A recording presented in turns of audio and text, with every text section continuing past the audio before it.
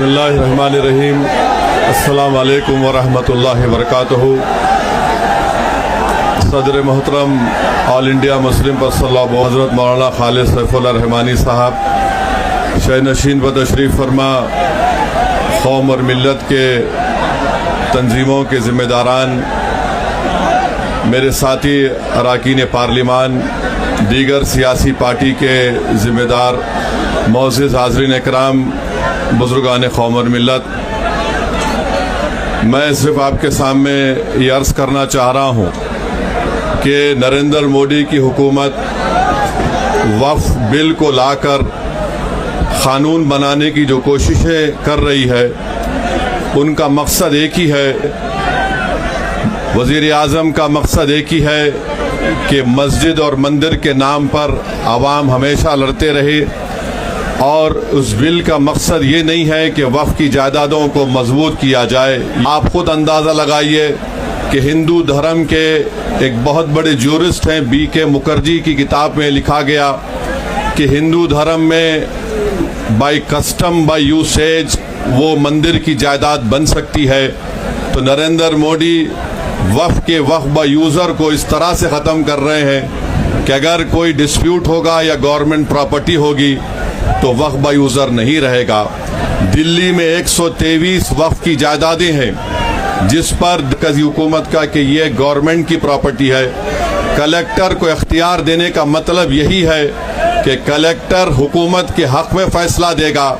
जिस मस्जिद के इमाम हमारे भाई मरकज़ी हुकूमत कहती है कि वो गवर्नमेंट की प्रॉपर्टी है, अगर कल खुदा ना खास्ता ये क़ानून बनेगा तो कोई भी जाकर मरकज़ी हुकूमत की तरफ से, दिल्ली सरकार की तरफ से वहाँ पर एक नोटिस लगा देगा कि ये वक्फ की प्रॉपर्टी, हिबा को निकाल रहे हैं। ट्रांसफ़र ऑफ प्रॉपर्टी में हिबा है मगर कोई गिफ्ट नहीं कर सकता वक्फ की जायदाद को।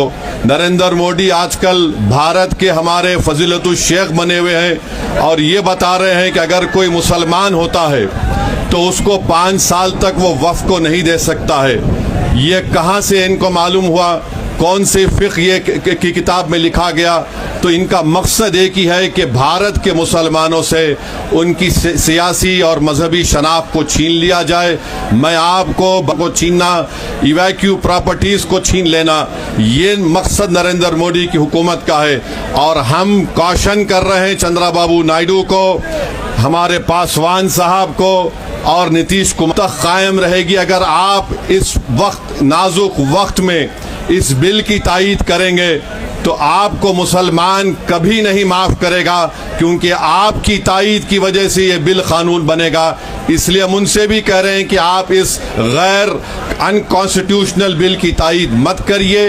हमारा मुतालबा सिर्फ यही है, अगर हिंदू धर्म की प्रॉपर्टीज़ में, मंदिरों में, सिखों के गुरुद्वारा में कोई गैर सिख या गैर हिंदू मेंबर नहीं बन सकता तो मुसलमान के इस वक्त में क्यों बन सकता है? तो ये तमाम चीज़ें हैं। हम उम्मीद करते हैं कि हुकूमत इसका नोटिस लेगी।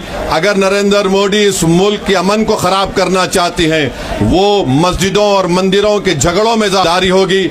मैं यहाँ पर शुक्रिया अदा करना चाहूँगा हमारे जॉइंट वर्किंग कमेटी पार्लियामेंट के तमाम अरकान का, और ख़ास तौर से कल्याण बनर्जी साहब का, TMC के राजा साहब का, DMK का, हमारे नासिर भाई का और मुहिबुल्लाह